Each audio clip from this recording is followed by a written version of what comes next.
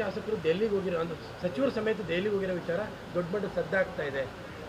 ಹೈಕಮಾಂಡ್ನ ಭೇಟಿ ಮಾಡೋಕ್ಕೆ ಹೋಗಿದ್ದಾರೆ ಚಲುವರಾಯಸ್ವಾಮಿ ಆದಿಯಾಗಿ. ಖರ್ಗೆ ಅವ್ರ ಮನೆಗೆ ಹೋಗಿ ಹೈಕಮಾಂಡ್ನ ಭೇಟಿ. ಚಲುವರಾಯಸ್ವಾಮಿ ಹೋಗಿದಾರೆ ಎಲ್ಲೋ ಗೊತ್ತಿಲ್ಲ ನನಗೆ, ಬಟ್ ಇವರೇ ಹೇಳಿದಾರಲ್ಲ, ಡಿ ಕೆ ಹೇಳಿದಾರಲ್ಲ, ಡಿ ಕೆ ಶಿವಕುಮಾರ್ ಹೇಳಿದಾರಲ್ಲಪ್ಪ.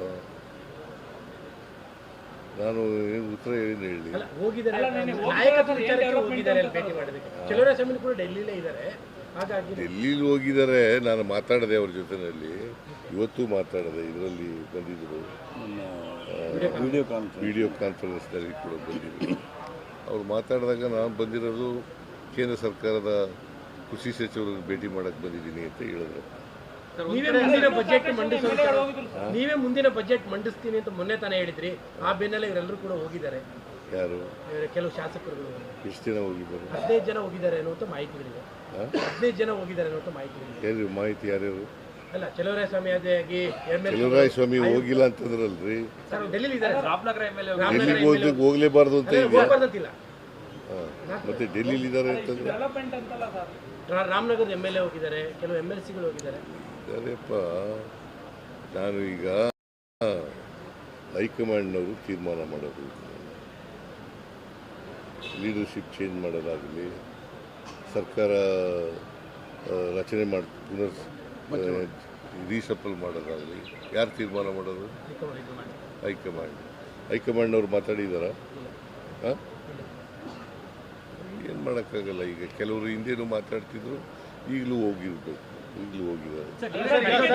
ಅಂತಿಮವಾಗಿ ಹೈಕಮಾಂಡು ಏನು ತೀರ್ಮಾನ ಮಾಡ್ತದೆ ಅದನ್ನು ನಾನು ಕೇಳಬೇಕು, ಡಿ ಕೆ ಶಿವಕುಮಾರ್ ಕೇಳಬೇಕು, ಎಲ್ಲರೂ ಕೇಳಬೇಕು.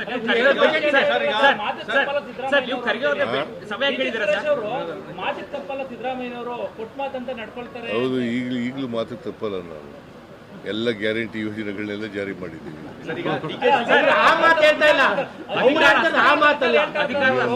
ಅವ್ರು ಹೇಳ್ತಿರುವಂತದ್ದು ಬೇರೆ ಅಧಿಕಾರ ಮಾತಾಡ್ತಾರೆ. ಅದು ಹೈಕಮಾಂಡ್ನವ್ರು ಏನು ತೀರ್ಮಾನ ಮಾಡ್ತಾರೋ ಅದು ಮಾಡಬೇಕು. ಇನ್ನು 2 ಬಜೆಟ್ ಮಾಡ್ತೀರಾ ಸರ್? ಹೌದು, ಇನ್ನು 2 ಬಜೆಟ್ ಇದೆ. ಯಾವುದು? ನೀನು ಯಾಕೆ ಅದನ್ನು ಕೇಳ್ತಾ ಇದ್ದೀಯ? ಬಜೆಟ್ ಮಾಡ್ತೀನಿ. ಹೌದು, ನಾನೇ ಮುಂದುವರಿತೀನಿ. ಬಜೆಟ್ನು ನಾನೇ ಮಂಡಿಸ್ತೀನಿ. ಯಾರು? ಖರ್ಗೆ ಅವರೇ ಬೆಂಗಳೂರು ಬರ್ತಾ ಇದ್ದಾರೆ. ಇವತ್ತು ಬೆಂಗಳೂರು ಬರ್ತಾ ಇದ್ದಾರೆ. ಬಂದಾಗ ನಾಳೆ ಭೇಟಿ ಮಾಡ್ತಾರೆ. ಏನು ಇಷ್ಟೊತ್ತು ಗಂಟೆ ಹೇಳಿದ್ದೇನೆಯ ನಾಳೆ ಭೇಟಿ ಮಾಡ್ತೀನಿ ಅಂತಂದ್ರೆ ಗೊತ್ತಾಗಲ್ಲ ನಿಮಗೆ. ಸರ್, ಡಿ ಕೆ ಶಿವಕುಮಾರ್ ಅವರು ಸ್ಪಷ್ಟಪಡಿಸಿದರೆ ಮಾತನಾಡಿದರೆ, ಆದರೆ ಕೆಲ ಕಾಂಗ್ರೆಸ್ ಶಾಸಕರು ಪ್ರಮುಖವಾಗಿ ರಾಮನಗರದವರು ಬಹಿರಂಗವಾಗಿ ಮಾತನಾಡೋಕೆ ಮತ್ತೆ ಶುರು ಮಾಡಿದ್ದಾರೆ. ಸೊ ಶಾಸಕರುಗಳು ಮಾತಾಡಬೇಡಿ ಅಂತ ಹೇಳಿ ಒಂದು ಕರೆ ಕೊಟ್ಟಿತ್ತು, ಆದರೂ ಮಾತನಾಡ್ತಾ ಇದ್ದಾರೆ ಅಂತ. ಹೈಕಮಾಂಡ್ನವರು ಹೇಳಿದಾರಾ? ಅವ್ರು ಏನು ಹೇಳ್ತಾರೆ ಅದರ ಪ್ರಕಾರ ನಡ್ಕೊಳ್ಳೋದು. ಗೊಂದಲ ಆಗುತ್ತೆ ಅಂತ ಶಾಸಕರುಗಳು ಒಂದೊಂದು ಮಾತು ಹೇಳಿದ್ರೆ ಕಾರ್ಯಕರ್ತರಲ್ಲಿ ಗೊಂದಲ ಆಗ್ತದೆ ಅನ್ನೋದು ವಿಚಾರ ಸರ್. ಅದಕ್ಕೆ ಹೈಕಮಾಂಡ್ ಏನು ತೀರ್ಮಾನ ಮಾಡ್ತದೆ ಅದು ಎಲ್ಲರೂ ಕೂಡ ಭದ್ರಾಗಬೇಕು. ಶಾಸಕರು ಭದ್ರಾಗಬೇಕು, ಮಂತ್ರಿಗಳು ಭದ್ರಾಗಬೇಕು, ನಾನು ಭದ್ರಾಗಬೇಕು, ಡೆಪ್ಟಿ ಚೀಫ್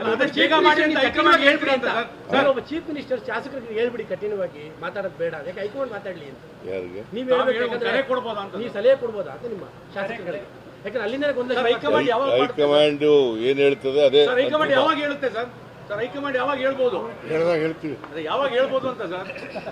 ಹೈಕಮಾಂಡ್ ಯಾವಾಗ ಹೇಳ್ಬೋದು? ಕೇಳು.